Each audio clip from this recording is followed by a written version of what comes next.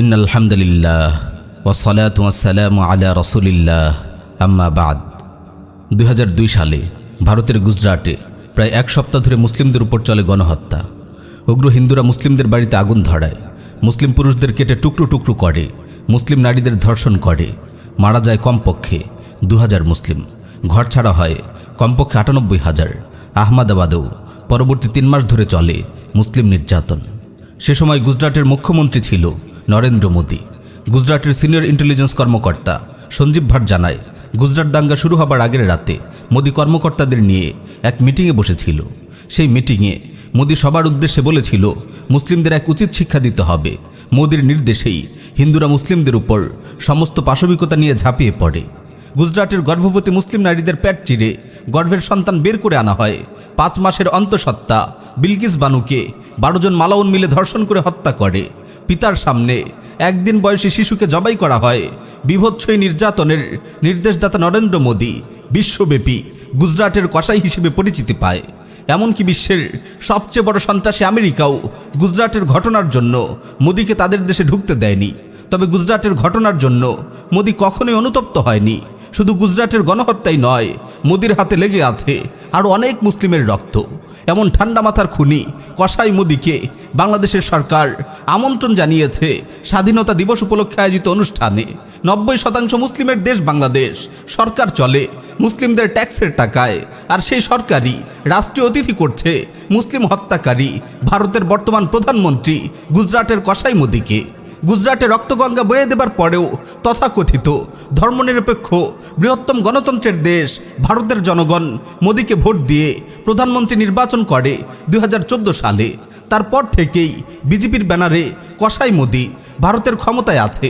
মুসলিমরা ভারতে পূর্ব থেকে নির্যাতিত হচ্ছিল, কিন্তু মোদী ক্ষমতায় আসার পর অত্যাচার ভিন্ন মাত্রা পায়।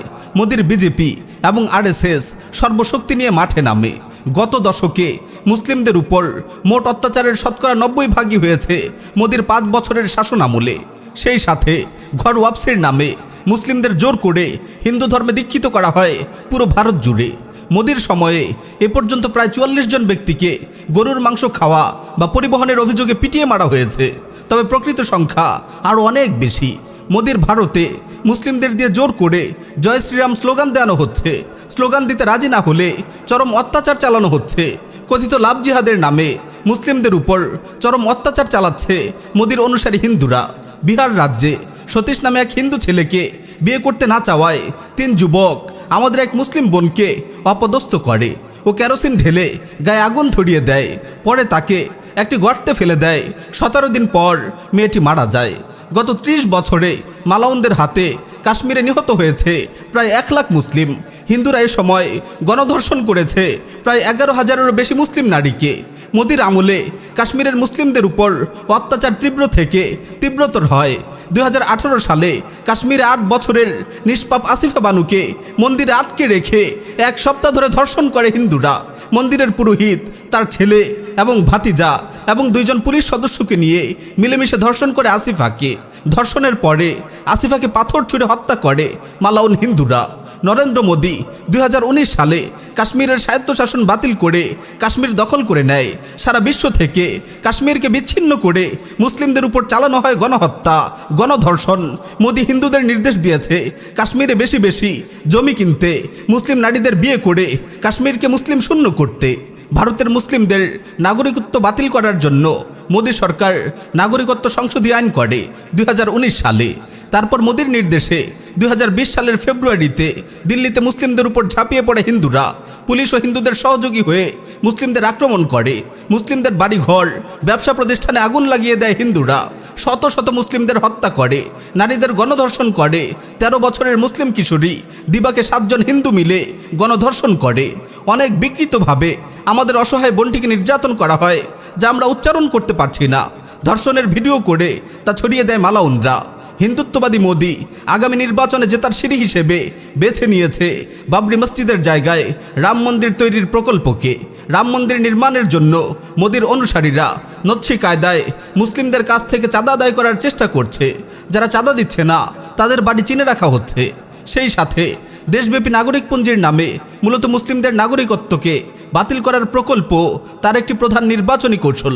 ইতিমধ্যে আসামে নাগরিকপঞ্জির বাস্তবায়ন শুরু হয়ে গেছে। অনেক আন্তর্জাতিক বিশ্লেষক মন্তব্য করেছেন, আসামে বর্তমানে একটি গণহত্যার প্রস্তুতি চলছে। প্রতিবেশী মুসলিম সংখ্যাগরিষ্ঠ বাংলাদেশের উপরেও মোদির হিন্দুত্ববাদী আগ্রাসন চলছে। সীমান্তে প্রতিনিয়ত পাখির মতো বাংলাদেশিদের মারছে বিএসএফ। রোহিঙ্গা ইস্যুতে বাংলাদেশের বিরুদ্ধে মিয়ানমারকে সামরিক সাহায্য ও সমর্থন দিয়েছে মোদি। অন্যদিকে বাংলাদেশের ভেতরে ছড়িয়ে ছিটিয়ে আছে লাখ লাখ অবৈধ ভারতীয়। প্রশাসনের সব জায়গায় ভরে গিয়েছে আর ইসকনের এজেন্ট দিয়ে। মোদির বিজেপি পার্টির সিনিয়র নেতা রাজ্যসভার এমপি সুব্রামানিয়াম স্বামী প্রকাশ্যে হুমকি দিচ্ছে বাংলাদেশ দখল করে নেবার।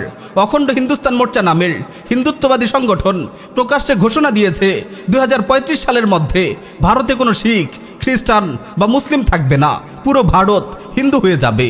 2015 সালে আল জাজিরাতে সাংবাদিক মেহেদী হাসানকে সাক্ষাৎকার দিয়েছিল মোদির জনতা পার্টির সাধারণ সম্পাদক রাম মাধব। সে সুস্পষ্ট ভাষায় বলে, তাদের লক্ষ্য হচ্ছে ভারত, বাংলাদেশ এবং পাকিস্তানকে একত্রিত করে অখণ্ড ভারত প্রতিষ্ঠা করা। বিজেপির মূল শেকড় হলো আরএসএস, আর সেই আরএসএসের প্রধান মোহন ভগবত বলেছে উপমহাদেশে অখণ্ড ভারত প্রতিষ্ঠা সম্ভব। এই তো কয়েকদিন আগেই জ্যোতি নরসিংহানন্দ নামের এক মালাউন পরিষ্কার ভাষায় তাদের লক্ষ্য উদ্দেশ্য জানিয়ে দিয়েছে। সে বলেছে কোনোভাবেই তারা দুনিয়াকে ইসলামে হতে দেবে না। মুসলিম নিধনকারী ইসরায়েল এবং মিয়ানমার হলো তাদের আদর্শ। এদেরকে হিন্দুদের অনুসরণ করতে হবে, না হলে সবাইকে মরতে হবে। জিহাদ হলো আল্লাহর ফরজ বিধান। কোরআনের প্রায় 500-এর অধিক আয়াত রয়েছে জিহাদ নিয়ে। জ্যোতি নরসিংহানন্দ দ্ব্যর্থহীন ভাষায় বলল যে জিহাদ হলো পৃথিবীর ক্যান্সার। এই ক্যান্সার পৃথিবী থেকে সরাতেই হবে। এজন্য হিন্দুরা মুসলিম ব্যতীত অন্যান্য ধর্মের নেতাদের নিয়ে সম্মেলন করবে। সে আরও বলে, দুনিয়াতে যত ভালো কিছু আছে তা সব শেষ হয়ে যাবে যদি ভারত ইসলামিক হয়। দরকার পড়লে হিন্দুরা নিজেদের জান দেবে, বাচ্চাদের কোরবান করে দেবে, তবুও ভারতকে ইসলামী হতে দেবে না। সীমান্তের উপরের এসব কথার গরমে বাংলাদেশের হিন্দুরাও তোড়জোড় এবং হাঁকডাক শুরু করেছে। হিন্দুত্ববাদীদের লক্ষ্য উদ্দেশ্য সকলের কাছে কি একদম পরিষ্কার নয়? মোদির ভারত কি চায় সেটা কি সকলের কাছে একদম পরিষ্কার নয়? এত হাজার হাজার অপরাধী হওয়া সত্ত্বেও শেখ হাসিনা মোদিকে স্বাধীনতা দিবসে আমন্ত্রণ জানিয়েছে। সারা বিশ্বে যখন মোদি কসাই সন্ত্রাসী হিসেবে পরিচিত, তখন শেখ হাসিনা তাকে লাল গালিচা সংবর্ধনা দিতে চাচ্ছে। মোদি বিরোধী আন্দোলন করলে কলিজা ছিঁড়ে ফেলা হবে বলে হুমকি দিচ্ছে ঢাকা বিশ্ববিদ্যালয়ের ছাত্রলীগ সভাপতি সঞ্জিত চন্দ্র দাস। ঢাকা মেট্রোপলিটন পুলিশের ভারপ্রাপ্ত কমিশনার মনিরুল ইসলাম হুঁশিয়ারি দিচ্ছে যে মোদি বিরোধী আন্দোলন করলে কঠোর ব্যবস্থা নেওয়া হবে। এ সকল কর্মকাণ্ড থেকে সুস্পষ্টভাবেই প্রমাণিত হয় যে এরা হিন্দুদের এজেন্ট হিসেবে কাজ করছে। হিন্দুত্ববাদী মোদির দালাল হিসেবে এরা বাংলাদেশে কাজ করছে। আর তাই এরাই কোনো হিন্দু যখন আল্লাহ কিংবা মুহাম্মদ সাল্লাল্লাহু আলাইহি ওয়াসাল্লামকে কটূক্তি করে, তখন হিন্দুদের বাঁচানোর জন্য আইডি হ্যাকের গল্প শোনায়। এবং এরাই হিন্দুদের পক্ষ নিয়ে মুহাম্মদ সাল্লাল্লাহু আলাইহি ওয়াসাল্লামের অপমান সহ্য করতে না পেরে রাজপথে নেমে আসা মুসলিমদের বুকে গুলি চালায়। যারা এত কিছুর পরেও হিন্দুত্ববাদী মোদিকে স্বাগত জানাচ্ছে, আন্দোলন করলে কঠোর ব্যবস্থা নেবার হুমকি দিচ্ছে, তারা যে হিন্দুদের পাঁচাটা গোলাম তাতে কোনো সন্দেহ নেই।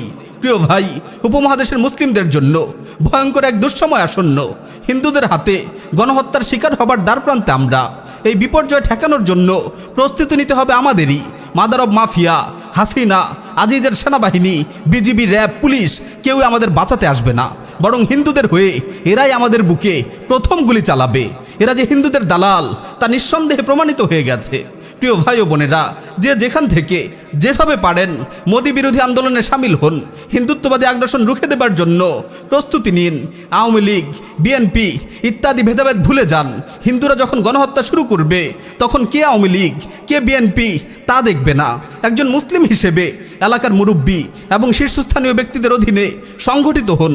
সাধারণ মানুষদের আসন্ন গণহত্যা সম্পর্কে সচেতন করুন। হিন্দুত্ববাদী আগ্রাসনের বিরুদ্ধে খুতবা দেবার জন্য মসজিদের খতিব সাহেবদের উপযুক্ত পরিবেশ তৈরি করে দিন। অনলাইনে হিন্দুত্ববাদী আগ্রাসন সম্পর্কে সচেতনতা তৈরি করুন। লেখালেখি, ইমেজ বা ভিডিওর মাধ্যমে দেশবাসীকে আসন্ন বিপদ সম্পর্কে অবহিত করুন। হিন্দুত্ববাদী আগ্রাসন বিরোধী ক্যাম্পেইনে কোনো ভাই তাগুত প্রশাসনের হাতে নির্যাতনের শিকার হলে সবাই তার পাশে দাঁড়ান। পুলিশ, ছাত্রলীগ, আওয়ামী লীগ যে বা যারাই মোদির দালাল হয়ে আমাদের ভাইদের বিরুদ্ধে লড়াই করবে, তাদের সামাজিকভাবে বয়কট করুন। তাদের সাথে সকল প্রকার লেনদেন, পণ্য ক্রয় বিক্রয়, মেলামেশা থেকে বিরত থাকুন।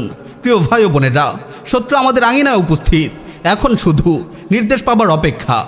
নির্দেশ পেলেই হিন্দুরা আমাদের উপর ঝাঁপিয়ে পড়বে, আমাদের মা বোনদের ধর্ষণ করবে। কিন্তু আমরা এখনও শত্রুকে ঠেকানোর জন্য কোনো প্রস্তুতি নেইনি। অনেক দেরি হয়ে গেছে, আর দেরি করলে বিপর্যয় ঠেকানো যাবে না। কিন্তু আমরা এখনও শত্রুকে ঠেকানোর জন্য কোনো প্রস্তুতি নেইনি। অনেক দেরি হয়ে গেছে, আর দেরি করলে বিপর্যয় ঠেকানো যাবে না।